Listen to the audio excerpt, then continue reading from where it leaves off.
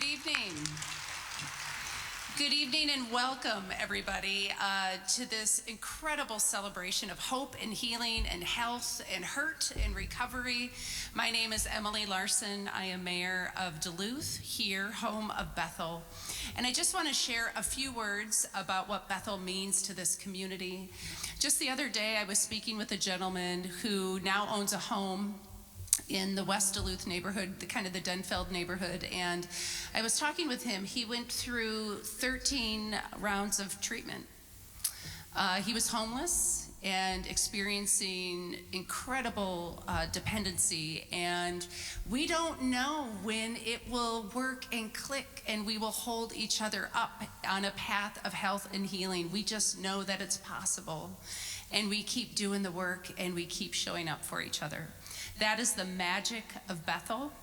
And for me as a mayor to know that this organization has been doing this work for 150 years with heart and healing and hope, it is a tremendous gift, a tremendous resource, and something that I find personally important and really inspirational. So I welcome you here tonight to this concert of recovery. I want you to know that you are welcome and valued in the city of Duluth. If recovery and sobriety is a part of your story, I see you and I appreciate you, and this community lifts you up, and we love you. It was 1870 in Duluth, Minnesota. The Civil War had been over for 4 years. The lumber and shipping industries were booming in northern Minnesota. The first city charter had been enacted, and the first passenger train from Minneapolis had arrived, taking only 16 hours and 20 minutes for its inaugural trip. The construction of the Duluth Ship Canal through Minnesota Point in 1871 had provided a further boost to Duluth as a port. It was in this climate of expansion that the Duluth Bethel, now one of the oldest human service agencies in northeastern Minnesota, was founded. In 1873, when the Western Seamen's Friend Society in Cleveland opened a branch in Duluth, the Bethel was established to promote temporal and spiritual welfare of seamen and their families, and of such as may not have been provided for by regular religious and benevolent societies in the city and vicinity. In the early years, it served seamen, miners, lumberjacks, and their families who settled in the frontier port of Duluth. The port of Duluth in the late 19th century was a place where work and good times could be found. It was also a place where dreams could be shattered and fortunes lost. The Bethel provided food, shelter, and a helping hand when workers and their families fell on hard times. As you just heard, the sailor's sobriety was the original mission of the Bethel Society. But I wonder, who were these men who came ashore in Duluth, and what were their lives on a Great Lakes schooner in 1870 like? Come on board and we'll take a couple of songwriters' guesses at it.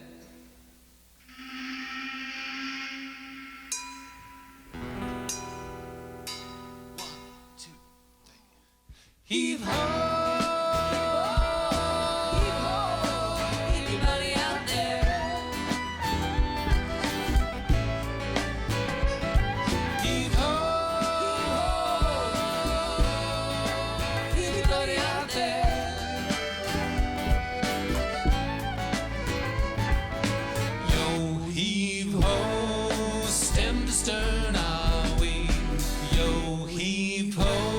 In the belly of the inland sea.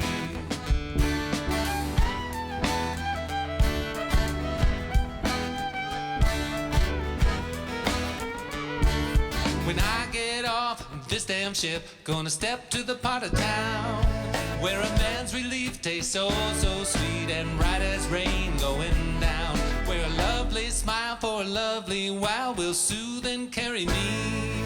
And I won't be tossed and I won't be lost to the belly of that inland sea. Oh, oh, sail me boys into the arms of that harbor town. Gonna plant my feet on Michigan Street, set my soul on solid ground. Yo, heave ho, stern are we? Yo heave ho, in the belly of the inland sea.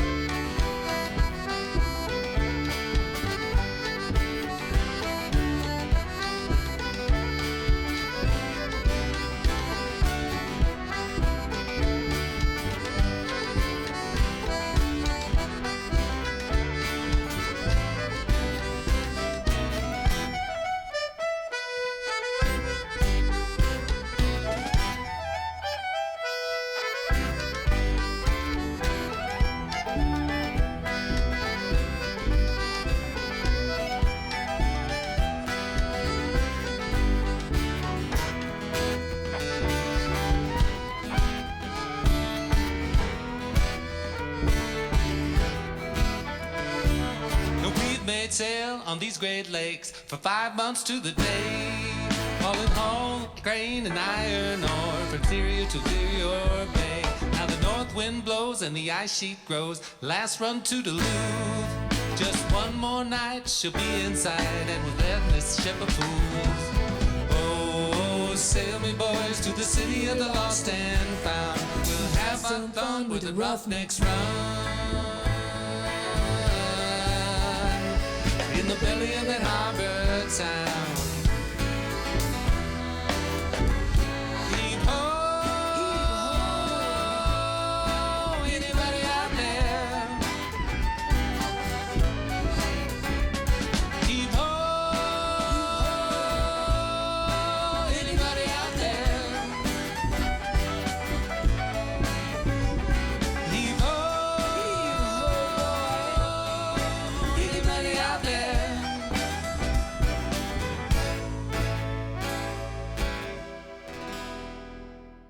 In 1869, Duluth was recognized as the fastest growing city in the country. As the city and the shipping industry grew, sailors came to Duluth in increasing numbers. To serve as missionaries to the sailors, in 1871 through 1872, several representatives from the Western Seamen's Friends Society of Cleveland, Ohio, another Great Lakes port, traveled to Duluth. These representatives, Robert Smith, B. Franklin, and Captain Peter Kitwood, are recognized as the Bethel pioneers in the city.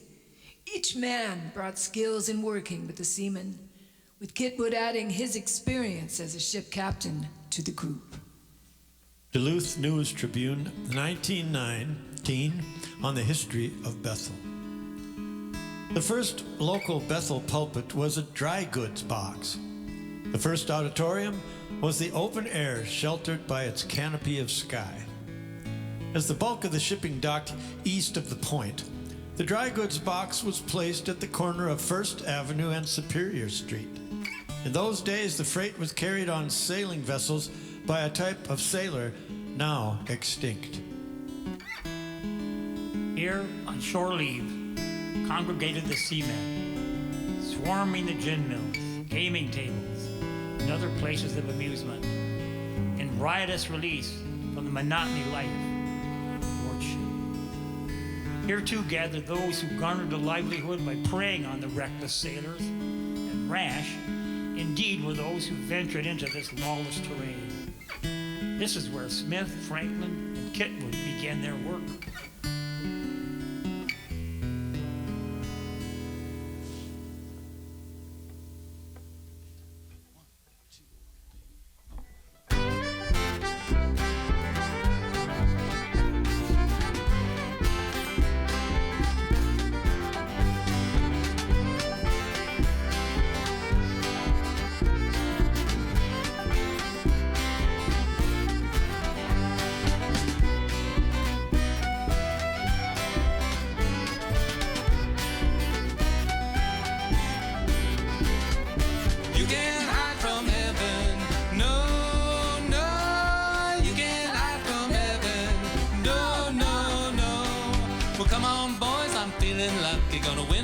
winter on two-guard Monty or break and stick or lick the walloon. Gonna feather my bed real soon. Come on, all you salty dogs, let's go crawling on a fog and grog. Shout my name if I forget or tattoo it on my chest. Sadie, Sadie, tell me how your garden grows. Ladies, ladies, I'm in love, this I know. You can't hide from heaven. Come on, boys, I'm feeling lucky. You can't hide from heaven. No, no, no. My forgotten sons, you are not forgotten. God so loved the world that he gave his one and only Son, that whoever believes in him shall not perish, but have eternal life. John 3:16.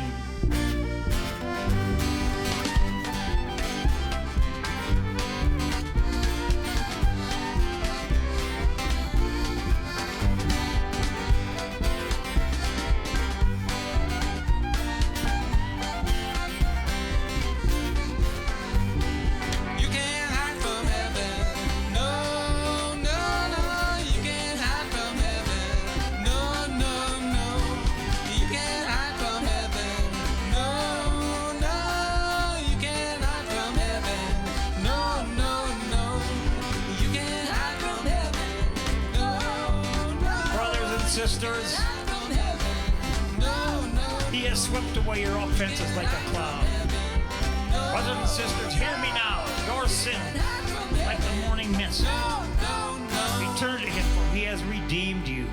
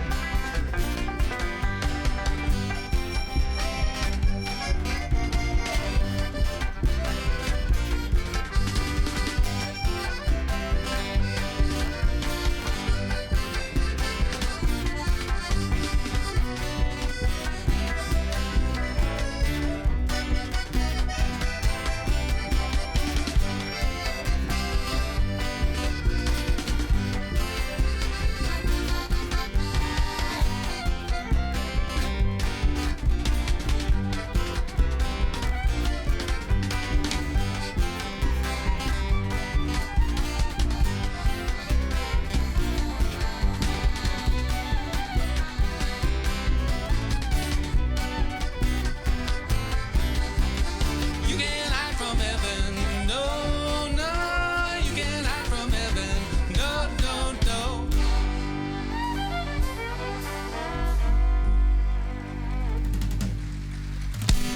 No, you can't.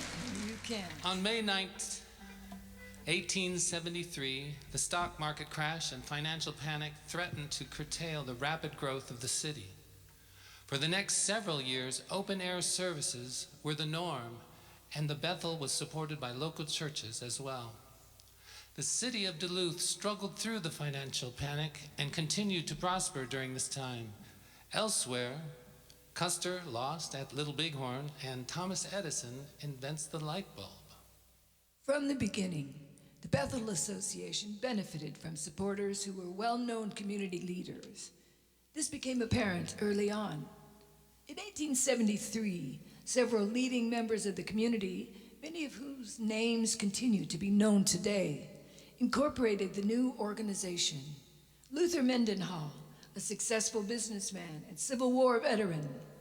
Luke Marvin, whose family would be associated with the work at the Bethel for several generations. Roger Munger, a successful entrepreneur and businessman who was in charge of the opening of the Duluth Ship Canal. And J.C. Hunter, a banker who gave his name to the Hunters Park neighborhood, were among the early incorporators. The word Bethel itself means house of God. It wasn't until 1887 when Dr. Charles Salter is elected to director of the Bethel Association that the work became focused on the goal of a permanent building. Dr. Salter was the pastor of the Pilgrim Congregational Church for several years and was familiar with the mission of the Bethel. Upon his election to director, a storefront was rented and services were held along with Sunday school and a men's reading room. The first storefront adjoined a saloon. It is related, and the thin partition became a sounding board for the dissemination of inharmonious sounds arising from the wildly different lines of endeavor housed by the two compartments. The saloon's keeper's ear evidently became tuned to the alien notes, for he took steps to lease the entire building when the lease of the Bethel expired. When the pastor sought to procure a building in which to conduct services during the winter, however, he found that the saloon keeper's propaganda had barred the way. Perseverance finally triumphed, and by the end of 1888, he'd succeeded in his quest, and a building was erected at 246 Lake Avenue South and Sutphin Street. Bethel services began in earnest. With the opening of the building, a large and varied and most remarkable work was begun. The gospel meetings, Sunday school, and reading room for men were resumed. Miss Julia Hubbard, a gifted and magnetic woman, was engaged to live at the Bethel and do personal work among the women and children. She conducted a cooking school, a boys' club, a sewing school, mothers' meetings, and established a day nursery for children of working mothers. Later, a kindergarten teacher was secured, and for a time, there was a flourishing little school. In addition to the spiritual work, the Bethel could now provide temporary board to indigent men. These services were in need during this difficult time, which led to an expansion in 1894. An additional building was obtained in the Bowery area of Superior Street, where gospel meetings were held nightly, along with the Sunday school organized by L.A. Marvin. A coffee shop was opened, which became another source of income. In 1899, yet another story was added to the Sutphin building, allowing it to be house 141. In 1902, a call for assistance went out to all who could provide contributions to a Bethel home for women. Donations of fuel, food, provisions, along with monetary support poured in from the community. On October 15th, 1902, the Bethel Rescue Home for Women opened in a building on 6th Avenue East and 4th Street. Mary Shannon was named superintendent, and during the first 2 years of existence, 137 women and girls were admitted and 40 babies born. The Bethel had been helping men for many years, but for women, there was no home of this kind in this part of the state, nor in Upper Wisconsin or Upper Michigan. In 1901, the association expanded its services for families with the purchase of the Bethel Home for Women at 432 6th Avenue East in Duluth. The building opened in October 1902 under the directorship of Mary Shannon. It served women and girls, many of whom faced the considerable stigma of the time of being unwed mothers.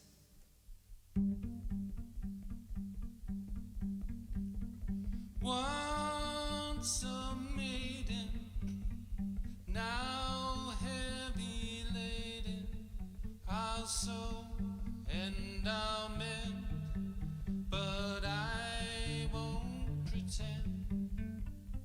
The pretty friends to disavow, unfinished families surround me now. Child of the fates, now sewing and mending at Bethel's gates. Slings and arrows brought me thus, and that same sorrow runs through all of us. And here we are, wrongly disgraced, all because of love misplaced, bruised and used, then tossed aside, told I'd be his blushing bride, bathed in scorn, a life to mourn, much more than children have we borne.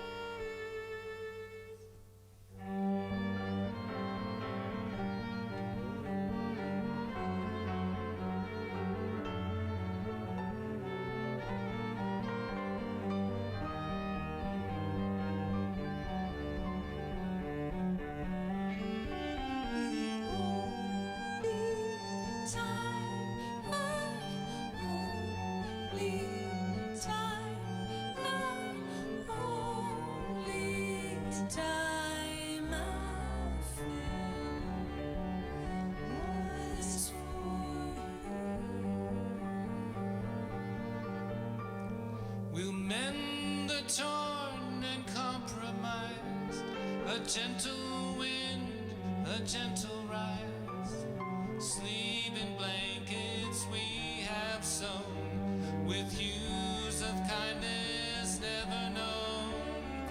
Gather cloth and gather pride, heal the wounds that live inside, and watch the world through careful. Rescue us at Rescue House.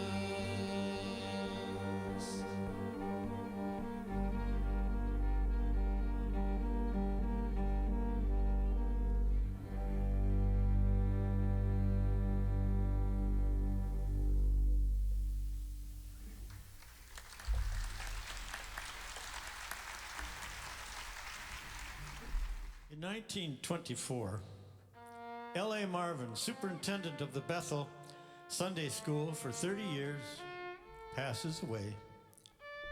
In 1925, the Marvin Building, named in his honor, was built and added to the Mesaba Avenue location. The following are a few words taken from the eulogy given by Dr. Arms at his funeral service. As he talked and prayed with the men who drifted in from the streets, unkempt, dejected, and wrecked by sin, his voice was so full of tenderness and yearning, his eyes so full of sympathy, his faith so childlike and firm that many a man would see that there was a reality to the religion that Mr. Marvin professed. His sympathy with his people was so deep, and his helpfulness of so varied a nature, that as he ministered to them, he well merited the words of the king whom he served.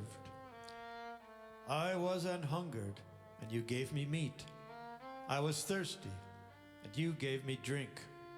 I was a stranger, and you took me in, naked, and you clothed me. I was sick, and you visited me. I was in prison, and you came unto me. When I read those words from Matthew 25 in Dr. Arms' eulogy, I felt the need to set them to music. And since there's a long-standing Bethel tradition of joining together in song, we'd like to invite you to join us. Inasmuch as ye have done it unto one, ye have done it unto me. For I was an hungered, and ye gave me meat. I was thirsty, and ye gave me drink. I was a stranger,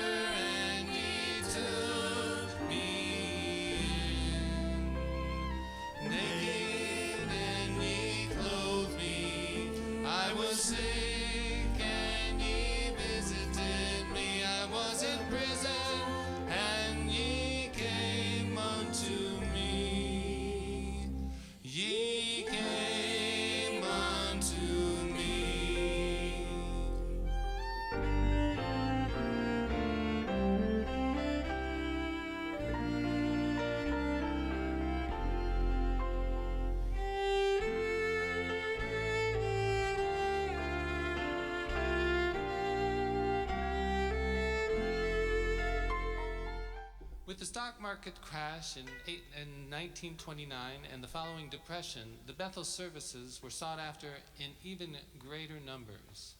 William Groby took on the task as superintendent that year and served until his son Graydon took up the post upon his father's retirement in 1953. One of Graydon's memories includes climbing up onto the roof of the Bethel to change the bulb in the light. I'd like to have seen that one.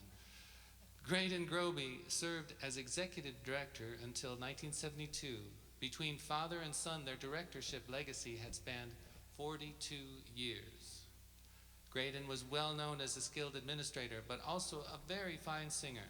Here is a recording of Reverend Graydon Groby, his rich, sonorous voice singing Day by Day.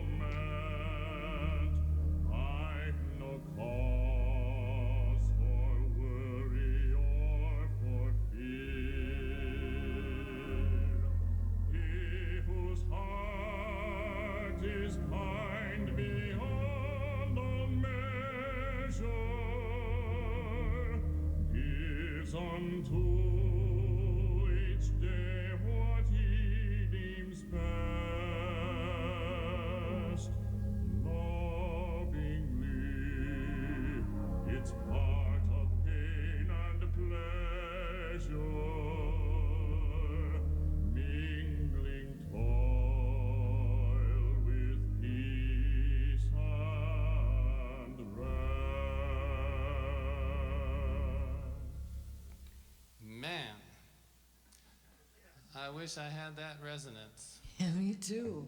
Wow. Me too. Here we go. 1,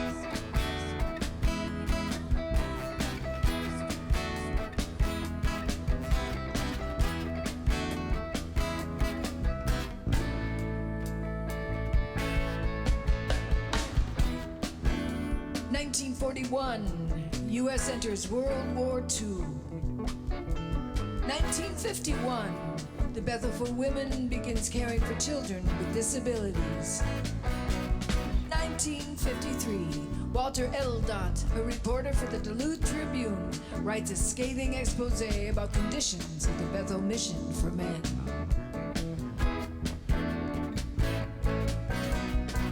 extra, extra, read all about it. Extra, extra, read all about it. Extra, extra, read all about it. 1954, Walter Eldo reports sweeping changes for the better under the stewardship of the new director, Graydon Groby. Extra, extra, read all about it. Extra, extra, read all about it. Extra, extra, read all about it. Extra, extra, read all about it. Extra, extra, read all about it. Extra, extra, read all about it. Oh, thanks. In 1955, Harlow Watkins, a farmer in Carleton County, donated 40 acres of land to the Bethel Society, and that land came to be known as the Bethel Farm and Lake Vanoa. The lake part of the property was enjoyed as a summer camp for Bethel families and kids, and the farm as a retreat facility with a work program for chronic male alcoholics. Community support was always the cornerstone of the Bethel's success, and this is no more evident than in the story of the new 60-passenger bus purchased in 1965 to serve its youth and family programs and purchased entirely with gold bond stamps. Get on board.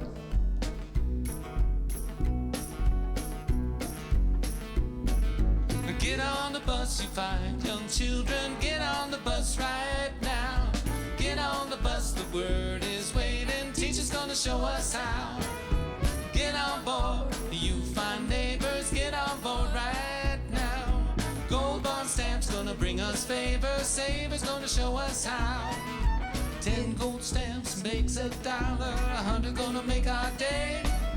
Inch by inch we get a little closer to the day we can say, get on board, you fine young children. Get on the bus right now. Get on the bus, the word is waiting. Teacher's gonna show us how.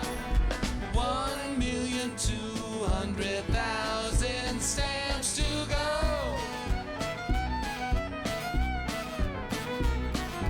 Time goes by, just 200,000 stamps to go.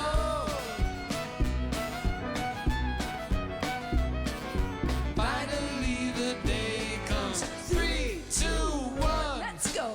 Get on the bus and find your children. Get on the bus right now. Get on the bus, the word is waiting. Teacher's gonna show us how. All my friends from a month of Sundays sitting next to me for a let's have fun day.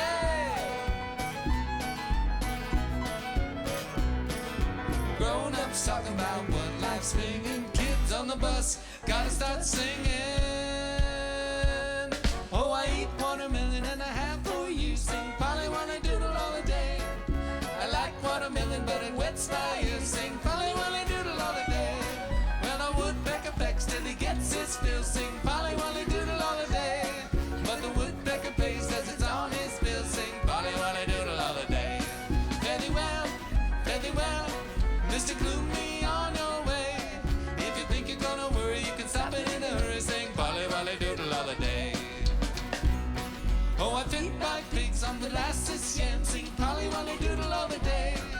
They should be sweeter than they really am. Sing Polly Wolly Doodle all the day.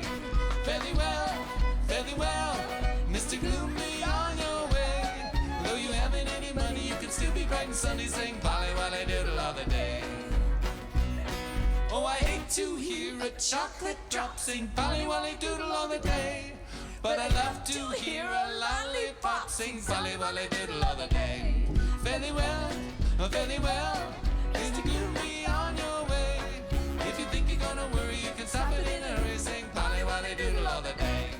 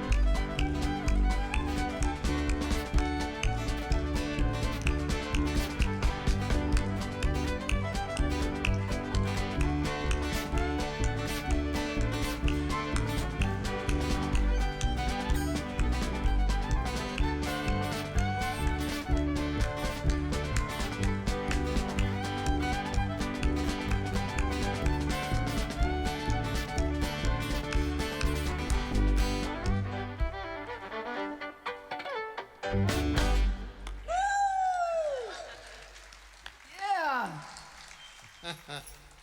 I bet you didn't think you were gonna sing Polly Wolly Doodle all day, All day. or even in the night.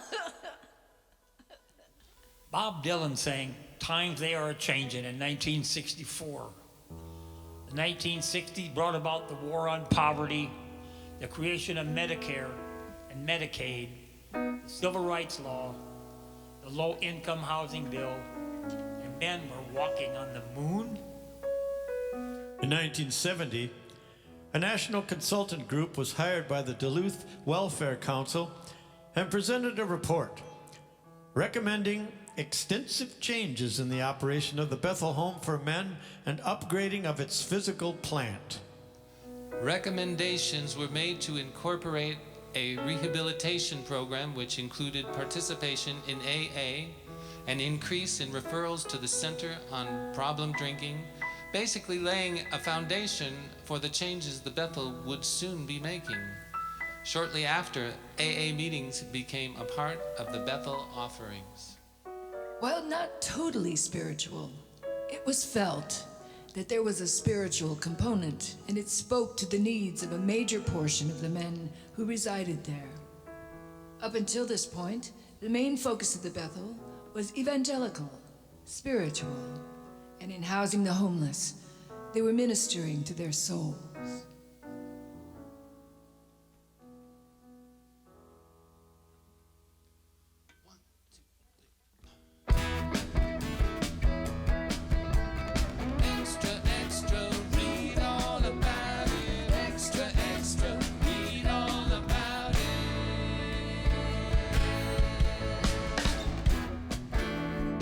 1971, Clyde Rogers was hired as business director. The legislature framed a new law which made drunkenness a non-criminal offense, and jail was no longer an option for law enforcement. Bethel stepped up by creating the first detox facility in the city. 1972, Clyde was named the new executive director. At that time, Bethel was $400,000 in debt. Extra, extra, read all about it. Extra, extra, read all about it.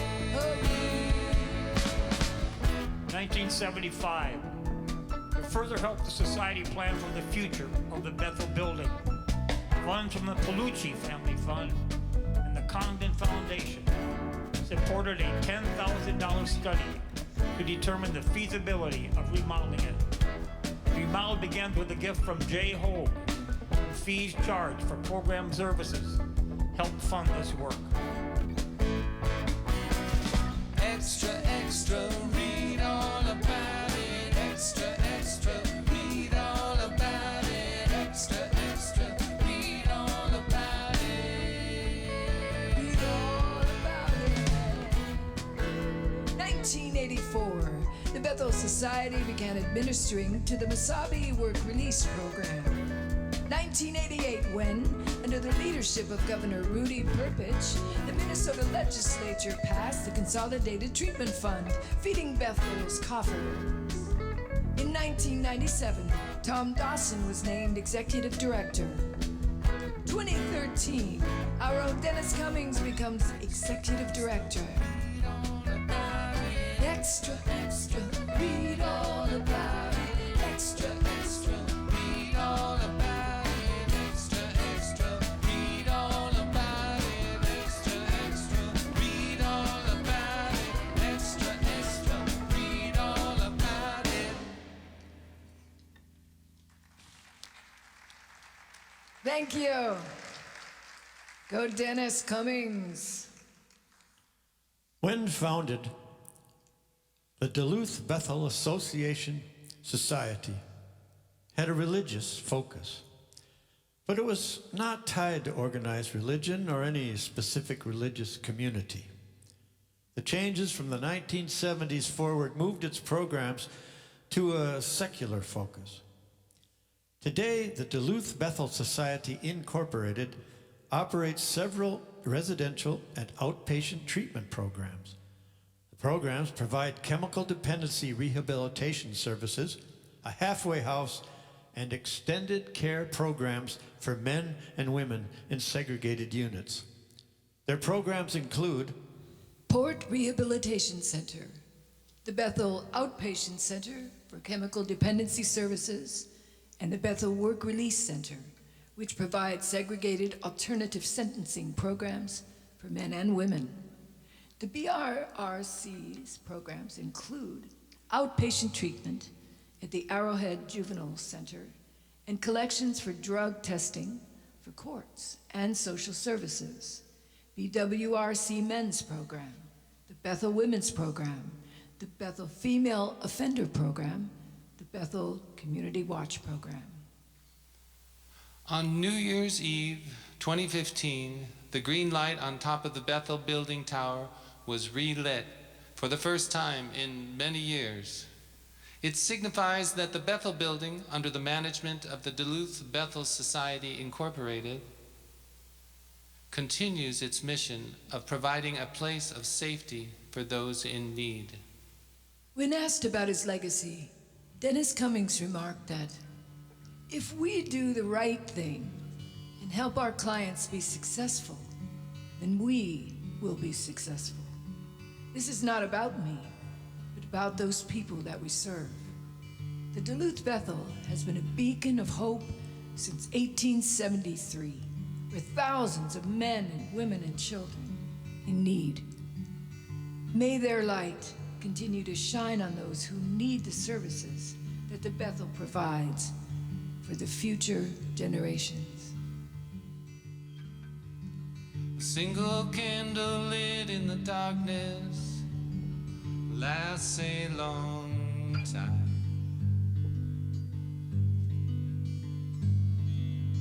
In these fast and swirling endless sands, it's shown me a sign. It does not matter how high the winds or what tired and tiny shape I'm in, it just shines. On and on it burns. It never looks away or turns. The green of that Bethel light, safe harbor in the darkest night. The same sun shines brightly on us all. It dapples us in gold.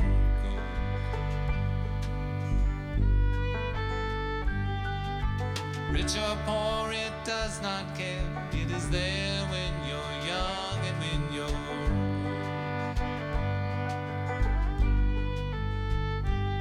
But when pockets of perils take hold of you, find what caring hands can do.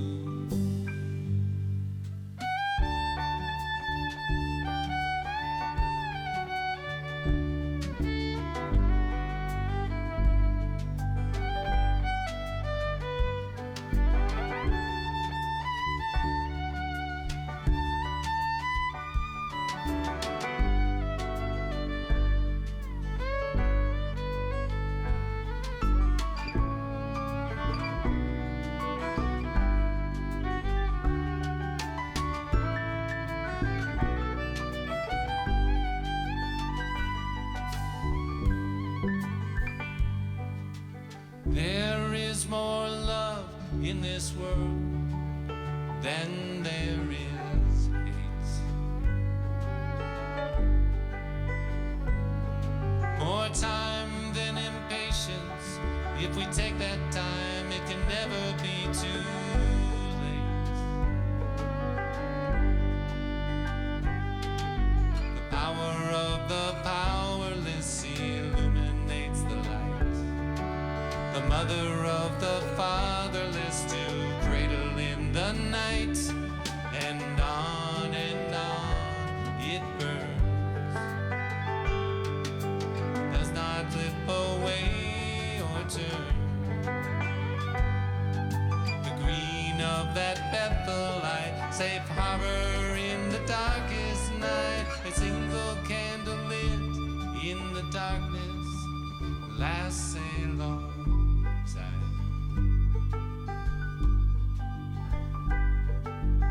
in these fast and swirling endless sands, it's shown me a sign.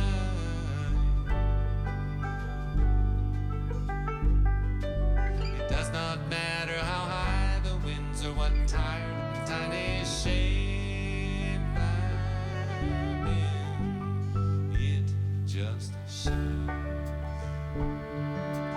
On and on it burns.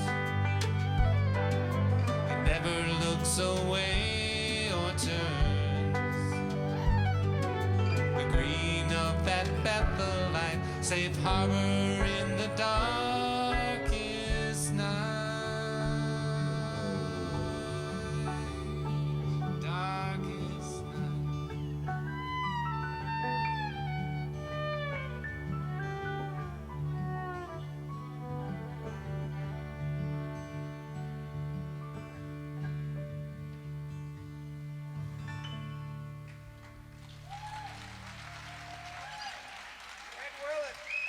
Thanks so much for coming. Thank you.